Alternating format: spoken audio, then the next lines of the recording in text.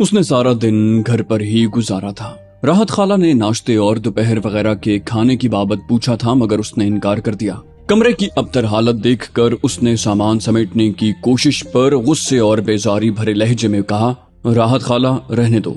उसने कुछ कहने के लिए लब खोलना चाहे साहब जी, उसने कता कलामी करते हुए कहा, कह दिया ना। वो सर झुकाते हुए बाहर निकल गई। मोबाइल स्क्रीन पर उसकी फोटो लाते हुए वो बेरब्त बातें मुंह से निकालता रहा। नहीं है जरूरत तरतीब की, ऐसे ही रहेगा मेरा कमरा। किसी को जरूरत नहीं मेरा ख्याल रखने की। नफरत करता हूँ मैं तुमसे, सुन रही हो? मुझे तुमसे नफरत है, बेहद नफरत। अब तुम्हारी कॉल बिल्कुल भी वसूल नहीं करूंगा, तुम्हारे कपड़े भी फेंक दूंगा। जींस की पतलून और फूलदार कमीज उसने अपने साथ बेड पर रखी हुई थी। तुम्हारी सारी तस्वीर अपने मोबाइल फोन से मिटा दूंगा। तुम मुझे नहीं जानती। मेरा नाम कबीर अली खान है और लोग मुझे कबीर दादा कहते हैं। कबीर दादा को किसी की परवाह नहीं, किसी की भी नहीं, तुम्हारी भी नहीं। तनावुश की गुनगुनाती हंसी उसके कानों में गूंजी। हंस लो, मगर मैं तुम्हें भुला कर दिखाऊंगा। कबीर दादा ने कभी शिकस्त तस्लीम नहीं की। कबीर दादा हारना नहीं जानता। अगर तुम समझती हो कि तुम्हारे दरवाजे पर मोहब्बत की भीख मांगने आऊंगा तो भूल है तुम्हारी। कबीर दादा को झुकना नहीं आता और तुम जैसी 2 टके की छोकरी के लिए मैं अपने मकाम से नीचे आने का सोच भी नहीं सकता। मैं तुम्हें अपनी जिंदगी से दफा कर चुका हूँ। अगर तुम न जाती तो 1-2 दिन के बाद तुम्हें खुद ठोकर लगा देता। बस अफसोस इस बात का है कि मुझे पहले ही ये काम कर लेना चाहिए था। इस्लाम के बहादुर जर्नैल हजरत खालिद बिन वलीद रज़ियल्लाहु अन्हु की दास्तान सुनने के लिए आप हमारे चैनल सिरात को सब्सक्राइब कीजिए। इंशाल्लाह आपकी दुआएं साथ रहीं तो ये सिलसिला ऐसे ही चलता रहेगा। और हमारी हौसला अफजाई के लिए आप हमारी वीडियो को लाइक और शेयर जरूर कीजिए। कॉमेंट करके बताइए कि आपको हमारी वीडियोस कैसी लगी। उसके कान में तनावुश की सरगोशी गूंजी। लड़की भी हूँ, दोस्त भी हूँ, महबूबा भी हूँ और बीवी भी। इतने रिश्तों के होते हुए भी मुझे नजरअंदाज करते रहते हैं आप। खामोश, बकवास बंद। नहीं हो तुम मेरी दोस्त और तुम जैसी लड़की को महबूबा बनाती है मेरी जूती।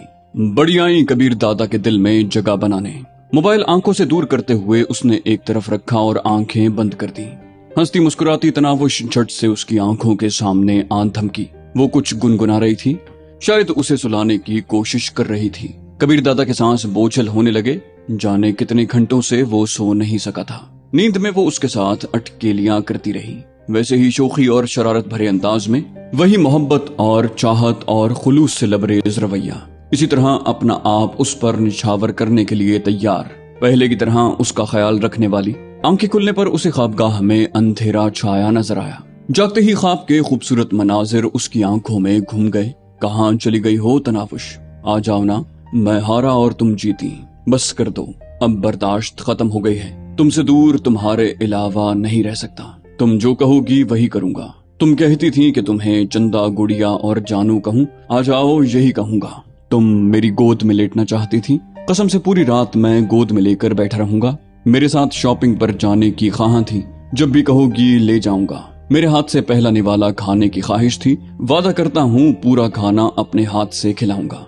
मेरी शराब नोशी की आदत बुरी लगती थी, आकर आजमा लो, तुम्हारे सामने कभी नहीं पीऊंगा। साहिल समंदर पर मेरे बाजुओं में समाकर सैर करना चाहती थी, मैं अब भी यही चाहता हूँ। एक मौका तो दे दो, तुम्हें उठाकर मीलो चलूंगा। जब कहोगी काम पर नहीं जाऊंगा, जब चाहोगी होटल में जाकर खाना खाएंगे। तुम मेरा एतराफ सुनना चाहती थी, हर लम्हा इकरार करूंगा कि तुम दुनिया की खूबसूरत तरीन प्यारी तरीन गुड़िया हो। न तुम जैसी कोई थी और न होगी। आ जाओ ना गुड़िया, बस एक मौका दे दो, मैं सारी ज्यादतियों का इजाला कर दूंगा। तुम्हारे साथ बारिश में भी भीगूंगा, दोनों मिलकर चटनी और पकोड़े खाएंगे। पता नहीं कौन कौन से ख्याल उसके दिमाग में आ रहे थे। चंद लम्हे करवटें बदलने के बाद उसने बेड छोड़ दिया। थोड़ी देर बाद वो ट्रैक सूट पहनकर जिम में दाखिल हो रहा था। 10-15 मिनट रस्सी कूद कर उसने जिस्म को गर्म किया और फिर पंचिंग बैग पर मुक्के बरसाने लगा। पसीना धारों की सूरत में उसके गर्दन और चेहरे पर बह रहा था। मुसलसल आधा घंटा बैग की पिटाई करके उसने ग्लव्स उतारे और गहरे सांस लेता हुआ जिम से बाहर निकल आया। अचानक उसका मोबाइल फोन बजने लगा। स्क्रीन पर उभरने वाला बगैर नाम का नंबर उसका दिल धड़का गया। उसे लगा तनावुश का फोन है। दिल ही दिल में अपना मुकदमा लड़ने के लिए तैयार होकर उसने कॉल वसूल करने वाला बटन दबा दिया। नामानूस सी आवाज ने उसके दिल में मायूसी भर दी। अस्सलाम वालेकुम, क्या मैं कबीर दादा को मुखातिब होने की सादत हासिल कर रहा हूँ? उसके लहजे में बेजारी थी। जी बोलें। आवाज आई, दादा मैं शकील अहमद बात कर रहा हूँ। आप मुझे नहीं जानते मगर मैं आपका बहुत बड़ा मोत्तकिद हूँ। आप हमेशा से मेरे हीरो रहे हैं। कबीर बोला शुक्रिया, और मैं थोड़ा मसरूफ हूँ इसलिए इजाजत चाहूंगा। शकील बोला कॉल न काटना दादा, बहुत जरूरी बात है। उसने कोफ्तज़दा अंदाज में कहा बोलो। शकील बोला आपकी बीवी को फसीउद्दीन ने अगवा कर लिया है और वो इस वक्त उसके अय्याशी के अड्डे पर है। एकदम कबीर के खून की गर्दिश तेज हो गई। क्या? और तुम मेरी बीवी को कैसे जानते हो? वो तेज लहजे में तफसील बताता हुआ बोला जानता हूँ दादा, शाहजी के घर में होने वाली तकरीब में मैंने भाभी को सुर्ख रंग का दुपट्टा लपेटे हुए देखा था। बदकिस्मती से मैं फसीउद्दीन साहब के अय्याशी के अड्डे का इंचार्ज हूँ और अभी थोड़ी देर पहले 2 आदमी उन्हें लेकर मेरे पास आए थे। वो बेहोश थी, उन्हें देखते ही मैं पहचान गया और अब कोठी से बाहर निकलकर आपको कॉल कर रहा हूँ। जल्दी आए दादा, भाभी की इज्जत खतरे में है। फसीउद्दीन उसके साथ अकेले कमरे में मौजूद है। मुझ में इतनी हिम्मत और हौसला नहीं है कि उसका मुकाबला कर सकूं। कबीर बोला अगर ये झूठ हुआ तो?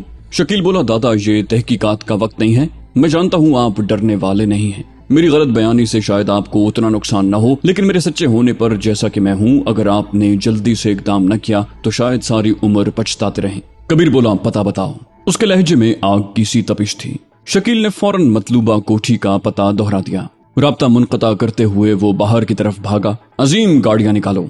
मुलाजिमों के क्वार्टर्स की तरफ भागते हुए वो जोर जोर से चिल्ला रहा था। उसके मुहाफिज जिस हालत में थे कमरों से निकलकर बाहर भागते चले गए। वो धाड़ा गाड़ियां निकालो, वक्त नहीं है। उसके ड्राइवर शहजाद ने सूरत से गैराज में खड़ी मर्सिडीज बाहर निकाली। उसके साथ वाली नशिस्त पर जगह संभालते हुए वो चिल्लाया जल्दी चलो, औरंगजेब कॉलोनी में जाना है। शहजाद ने होंठ भेंचते हुए कार भगा दी। चौकीदार भी कबीर दादा के चिल्लाने की आवाज सुन चुका था। उसने दरवाजा खोलने में एक लम्हा भी न लगाया। उसके मुहाफिज औरंगजेब कॉलोनी का नाम सुन चुके थे। वो फौरन अपनी जीपें निकालते हुए पीछे चल पड़े। तेज चलो, किसी इशारे पर रुकने की जरूरत नहीं है, बस चलते जाओ। कबीर दादा के लहजे में शामिल गुस्सा और बेसब्री से शहजाद का दिल दहला जा रहा था। वो पूरी रफ्तार से मर्सिडीज को भगाया गया। उनके अकब में आने वाली जीप में इम्तियाज बड़े यकीन से दावा कर रहा था मैं कसम खा सकता हूँ कि ये नमाजन का मामला है। बख्श ने उसे झिड़का यार तुम्हारे दिमाग में हर वक्त वही घुसी होती है। इम्तियाज ने उसे ललकारने में देर न लगाई। शर्त लगा लो। बख्श बोला भाड़ में जाओ। गुस्से भरे लहजे में कहकर उसने चुप साध ली। शहजाद बड़ी महारत से गाड़ियों को ओवरटेक करता हुआ मतलूबा समत में रवाना था। कबीर बोला शहजाद तेज चलो। गहरे सांस लेता हुआ कबीर दादा निहायत गुस्से और बेचैनी में दिखाई देता था। मुसलसल 20 मिनट तेज रफ्तारी से ड्राइविंग करते हुए वो औरंगजेब कॉलोनी की कुशादा सड़क पर मुड़े जहां रश कम था। शहजाद ने कार की रफ्तार मजीद बढ़ा दी। कबीर ने मुकम्मल पता दोहरा दिया। ब्लॉक नंबर 3 गली नंबर 2 मकान नंबर 25 से। शहजाद ने ब्लॉक नंबर 3 की गली नंबर 2 में कार मोड़ दी। चौड़ी गली में चौथे नंबर पर उनका मतलूबा मकान था। उसने जो ही कार गेट के सामने जा रोकी, मुहाफिजों की जीपें भी उसके पीछे पहुंच गईं। उसी वक्त अजीम पिछली जीप से बाहर निकलकर दौड़कर उसके करीब पहुंचा। वो अजीम की तरफ मुतवज्जे हुआ। ये किसका मकान है? अजीम सूरत से बोला फसीउद्दीन का। वो बोला होशियार रहना, और ये कहकर वो दाखिली दरवाजे की तरफ बढ़ा। उसी वक्त जेली खिड़की खोलकर चौकीदार बाहर निकल आया। जी साहब, उसने पूछने के लिए लब खोले मगर उसका फिक्रा मुकम्मल होने से पहले कबीर दादा का बाजू घूम चुका था। कनपट्टी पर लगने वाला मुक्का उसे सवालों जवाब की दुनिया से बहुत दूर ले गया। कबीर दादा फौरन अंदर दाखिल हुआ। सीमेंट की रविश पर उसे फसीउद्दीन की कार खड़ी नजर आई और उसके साथ कुर्सियां डालकर उसके दोनों मुहाफिज बैठे थे। गाड़ियों के रुकने की आवाज वो सुन चुके थे और उस वक्त दरवाजे ही की जानिब मुतवज्जे थे। कबीर दादा को दंदनाते हुए अंदर दाखिल होता देखकर वो चेहरों पर हैरानी भरे तासुरात सजाए खड़े हो गए। कबीर दादा आप यूं कैसे एकदम? उसके करीब पहुंचने पर एक मुहाफिज ने सवाल करना चाहा मगर कबीर दादा के पास उस वक्त सवाल जवाब और वजाहतों का वक्त बिल्कुल भी नहीं था। वो एकदम उछला। एक मुहाफिज की ठोड़ी पर उसका दायां मुक्का और दूसरे की पसलियों में उसका घुटना जोरदार अंदाज में लगा। वो दोनों आ की आवाजें निकालते हुए ढेर हो गए। वो उनका अंजाम देखने के लिए रुका नहीं था। इम्तियाज और बख्श उसके पीछे पीछे चलते आ रहे थे। अंदरूनी इमारत में दाखिल होते ही वो ड्राइंग रूम से गुजरकर आगे बढ़ा। शायद मतलूबा कमरा ढूंढने में उसे थोड़ी देर लग जाती मगर अचानक ही कमरे के अंदर से खुदा के लिए छोड़ दो, मुझे जाने दो, माफी दे दो की आवाज उभरी। तनावुश की आवाज वो कैसे न पहचानता। उसकी नस नस में बिजलियां भर गई थी। वो दौड़ता हुआ दरवाजे की तरफ बढ़ा। उसी वक्त उसके कानों में तनावुश की चीख गूंजी और दरवाजे को पांव की ठोकर से खोलता वो अंदर घुस गया। अंदर के मंजर ने उसके गुस्से को कई गुना बढ़ा दिया। फसीउद्दीन चीखती चिल्लाती तनावुश को खींचकर गले से लगाने की कोशिश कर रहा था। तनावुश उस वक्त नाकाफी लिबास में थी। दरवाजा खुलने की आवाज पर फसी उस तरफ मुतवज्जे हुआ। कबीर दादा को देखते ही उसने तनावुश को छोड़ दिया। अंदरूनी मंजर पर निगाह डालते ही इम्तियाज पार्टी दरवाजा बंद करके बाहर रुक गए थे। वो जानते थे कि फसीउद्दीन जैसे 3-4 पर भी कबीर दादा भारी था और कबीर दादा की बीवी को नाकाफी लिबास में देखकर उनका अंदर दाखिल होना लाजिमन मायूब था। फसी बोला, कबीर दादा तुम? कबीर बोला, अपनी मौत क्यों नहीं कहते? उसके लहजे में शामिल तपिश ने फसीउद्दीन को लर्जा दिया। वो बोला, क्या हुआ और ये क्या बदतमीजी है? अभी तक उसकी समझ में कबीर दादा की आमद नहीं आई थी। कबीर बोला, तुमने बहुत बुरी मौत का इंतखाब किया है फसीउद्दीन। दांत पीसते हुए कबीर दादा का बाजू घूमा। जोरदार थप्पड़ ने फसीउद्दीन को 2 गज दूर फर्श पर उछाल दिया। तड़प कर उठते हुए उसने कबीर दादा पर हमला कर दिया। आखिर अपनी उर्फियत फांसी हथ छुट का सबूत तो उसने देना था और ये कोशिश उसे महंगी पड़ी। अपने सर को चंद इंच हरकत देकर कबीर दादा ने उसका वार हवा में उड़ाया और इससे पहले कि वो अपना हाथ पीछे खींच पाता, उसकी कलाई पर गिरफ्त जमाते हुए कबीर दादा ने उसे खींचकर दीवार पर दे मारा। अपने दोनों हाथ सामने टेक कर फांसी ने अपना सर दीवार से लगने से बचाया, मगर इससे पहले कि वो पीछे मुड़ पाता, कबीर दादा की जोरदार ठोकर उसके कंधों के बीच लगी। इस मर्तबा वो अपना सर दीवार से लगने से नहीं बचा सका था। उसके माथे से बेइख्तियार खून बहने लगा। धाड़ मारते हुए वो पीछे मुड़ा और एक बार फिर कबीर दादा को चोट पहुंचाने की कोशिश की, मगर कबीर दादा उस वक्त छल्लावा बना हुआ था। अपनी जाने हयात की बेहुरमती उससे कहां हजम हो सकती थी। फांसी के हमले को नाकाम बनाते हुए कबीर दादा ने उसका बाजू पकड़कर अपनी जानिब खींचा और बाजू के सीधा होते ही उसकी हथेली का अंदरूनी हिस्सा जोरदार अंदाज में फांसी के कोहनी के जोड़ से टकराया। कटाक की आवाज के साथ फांसी के मुंह से जोरदार चीख बरामद हुई। उसका बाजू कोहनी के जोड़ से टूट गया था। उसकी चीख से बेपरवाह कबीर दादा ने उसके दूसरे बाजू को पकड़कर मरोड़ दिया। वो बेख्तियार उल्टा घूम गया था। उसकी पीठ पर दाईं लात टेकते हुए कबीर दादा ने उसके बाजू को पीछे खींचा। इस मर्तबा फांसी हथ छुट के मुंह से पहले से भी जोरदार चीख निकली। उसके दूसरे बाजू का जोड़ कंधे से निकल गया था। उसका जिस्म दर्द और तकलीफ की शिद्दत से मुसलसल कांप रहा था। कबीर दादा उसकी अजियत से बेपरवाह अपने काम में लगा हुआ था। उसके कानों में तो बस अपनी तनावुश की चीख और गिड़गिड़ाना ही गूंज रहा था। फांसी को गर्दन से पकड़कर उसने एक ही हाथ से ऊपर उठा लिया। उसके दोनों बाजू बेहंगम अंदाज में दाएं बाएं लटक रहे थे। फांसी के होंठों से खरखराती आवाज निकली, कबीर तुमने अच्छा नहीं किया। कबीर बोला, जानता है तूने किसको छूने की कोशिश की है? कबीर दादा की इज्जत को। फसीउद्दीन, तुम जीने का हक तो उसी वक्त खो चुके थे जब तुमने मेरी बीवी के बारे में गलत सोचा, लेकिन तुम्हारी इतनी जुर्रत के इसे इस हाल तक ले आए कि इसे बेलिबास कर दिया।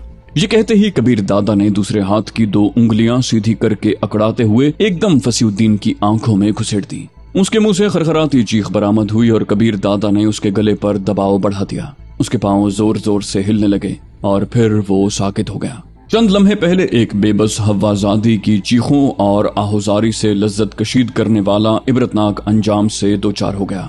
उसका सांस निकलते ही कबीर दादा ने उसे घुमाकर बैतुल खला के दरवाजे की तरफ उछाला। वो दरवाजा खोलता हुआ आधा बैतुल खला के अंदर और आधा बाहर पड़ा रहा। उसके मरते ही कबीर दादा के चेहरे के उजलात एतदाल पजीर होने लगे। उसने सर घुमाकर देखा, तनावुश कपड़े पहन चुकी थी। कबीर दादा को देखते ही हर खौफ और डर उसके दिल से रुखसत हो गया। अल्लाह पाक ने उसकी दुआओं को शर्फ़े कबूलियत बख्श दिया था। तनावुश के दिल में हसरत जागी, काश मैंने आपकी आमद के साथ आपके साथ की दुआ भी मांग ली होती।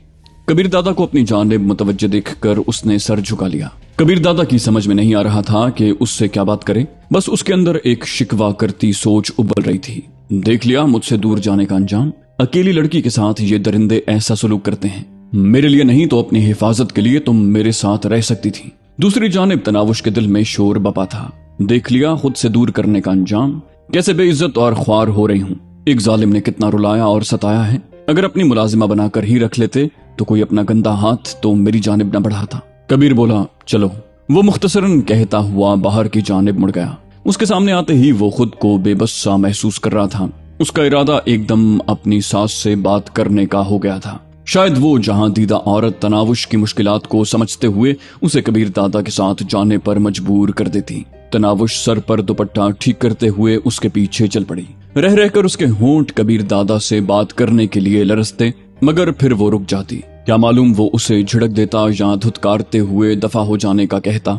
एक दफा वो पाशा की जबानी धुतकारे जाने की अजियत सह चुकी थी। अब वही बातें कबीर दादा की जबानी सुनकर यकीनन वो अपने आंसू न रोक पाती। मगर इसका ये मतलब भी नहीं था कि वो उससे बात करने वाली नहीं थी। दूसरे शहर जाने से पहले वो एक बार जरूर उससे मिलने का इरादा कर चुकी थी। इम्तियाज और बख्श बाहर दरवाजे पर ही खड़े थे, जबकि बाकिर और रुखसार फसीउद्दीन के बेहोश पड़े मुहाफिजों के साथ खड़े थे। अजीम वहां मौजूद मुलाजिमा से कुछ पूछगिछ कर रहा था। कबीर दादा को बाहर निकलते देखकर वो मुलाजिमा को छोड़कर जल्दी से कबीर दादा के पीछे चल पड़ा। बाकिर ने फसीउद्दीन के मुहाफिजों की जानिब इशारा किया। इनका क्या करना है दादा? कबीर दादा रुके बगैर आगे बढ़ गया। छोड़ दो। ड्राइवरों ने गाड़ियां मोड़कर खड़ी की हुई थी। अजीम ने आगे बढ़कर अक़बे नशिस्त का दरवाजा खोल दिया। कबीर दादा वहां बैठे बगैर दूसरी जानिब घूम गया। यकीनन उसने तनावुश के लिए जगह खाली छोड़ दी थी। तनावुश खामोशी से अंदर घुसकर सर झुकाकर बैठ गई। कबीर दादा के बैठते ही अजीम ड्राइवर के साथ बैठा और शहजाद ने कार आगे बढ़ा दी। इम्तियाज अपने अंदाजे की दुरुस्ती पर बख्श को मुखातिब था। देख लिया क्या कहा था? बख्श ने खिसियाने अंदाज में सर हिलाया। यार पता नहीं तुम्हें कैसे अंदाजा हो जाता है। इम्तियाज फलसफियाना लहजे में बोला, जिगर कबीर दादा इतना परेशान और बदहवास इससे पहले मैंने कभी नहीं देखा, और इंसान की ऐसी हालत तभी होती है जब उसकी इज्जत पर बनी हो। बख्श बोला, वैसे ये नमाजन हर वक्त किसी न किसी के हाथों फंसी रहती है। वो भी अब इम्तियाज की तकलीद में तनावुश को नमाजन कहने लगा था। इम्तियाज बोला, ये भी तो देखो कि उसे जिसने भी मैले हाथ से छूने की कोशिश की वो इबरतनाक अंजाम से दो चार हुआ है। दिलावर शेख, खावर शेख और अब फांसी हथछुट जैसा आदमी भी इससे नहीं बचा। बख्श ने कहा, वैसे फांसी की मौत पर काफी हंगामा खड़ा होगा। इम्तियाज हंसा, बोला, कबीर दादा ऐसे हंगामों को पांव की ठोकर में उड़ा देता है। बख्श ने उसकी तायद में सर हिला दिया। बोला, सही। कार के आगे बढ़ते ही अजीम ने पूछा, दादा कहाँ जाना है? कबीर ने कहा, तनावुश के घर। तनावुश का दिल धक से रह गया। इससे पहले उसके दिल में जरा सी उम्मीद बकाया थी कि शायद उसे ख्वाबों की जन्नत में जाने का मौका मिल जाए, मगर उसकी ये ख्वाहिश शर्मिंदा ताबीर न हो सकी। तमाम अपनी अपनी सोचों में गुम थे। इससे पहले हमेशा तनावुश नामहसूस अंदाज में खिसकते हुए कबीर दादा के साथ लगकर बैठ जाया करती थी। आज कबीर दादा का रुआ रुआ दस्ते दुआ बना उसकी कुर्बत का मुतमन्नी था, मगर वो सीट के दूसरे किनारे सर झुकाए बैठी थी। उसके वजूद से उठती हुई भीनी भीनी खुशबू कबीर दादा के दिल की हसरतों को बढ़ा रही थी।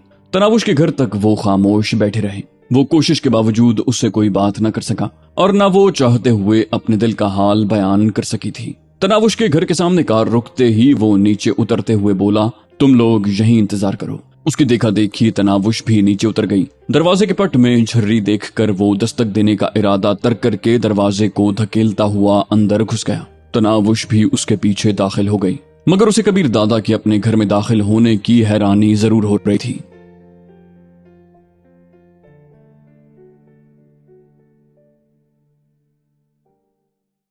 तो दोस्तों, ये थी हमारी आज की एपिसोड। उम्मीद करते हैं आपको हमारी कहानी पसंद आई होगी। जाने से पहले इस वीडियो को लाइक कीजिए और शेयर करना मत भूलिए। कमेंट करके हमें बताइए कि आपको हमारी वीडियो कैसी लगी, और अगर अभी तक आपने इस चैनल को सब्सक्राइब नहीं किया तो इसे सब्सक्राइब कीजिए और बेल आइकन दबाकर ऑल नोटिफिकेशंस ऑन कर लीजिए।